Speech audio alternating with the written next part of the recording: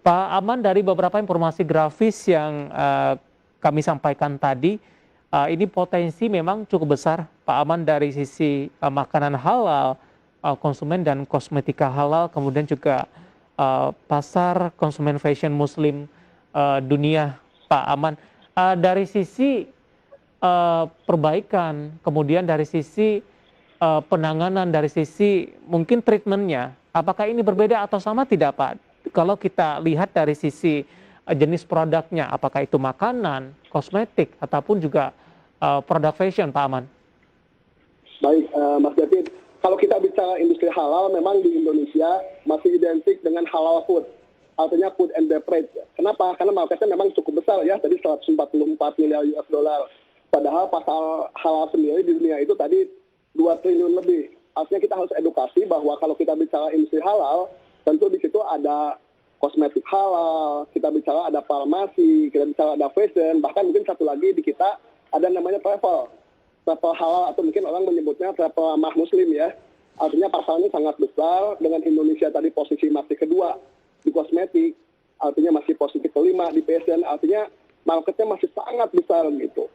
Halal food harapannya memang pemerintah mendorong dengan adanya KIH atau kawasan industri halal.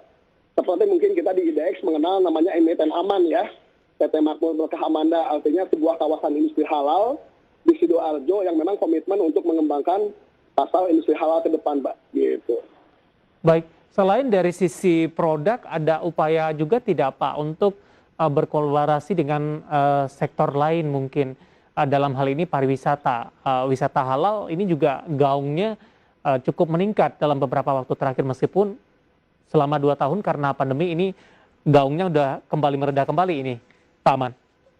Ya, betul. Jadi kalau kita bicara traveling ya, ataupun mungkin travel halal, orang Indonesia pada saat di luar negeri, kesadaran akan halalnya sangat tinggi.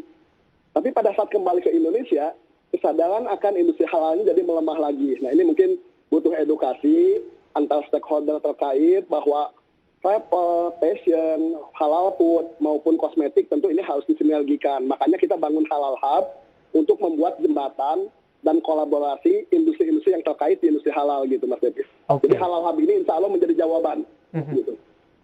Semuanya sudah lengkap di dalam begitu, Pak Aman, dari semua sektor, stakeholder, kemudian juga dari sisi konsep pengembangan ke depannya.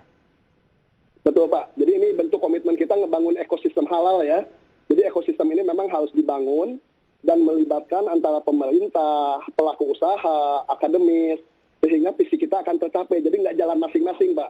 Ya. Ini salah satu contoh konkretnya, alhamdulillah, di Kementerian Perindustrian sudah dibangun namanya PPIH, Pusat Pemberdayaan Industri Halal. Artinya pemerintah sudah mulai turun nih ke bawah untuk menyelesaikan masalah-masalah yang terjadi memang di industri halal ini gitu.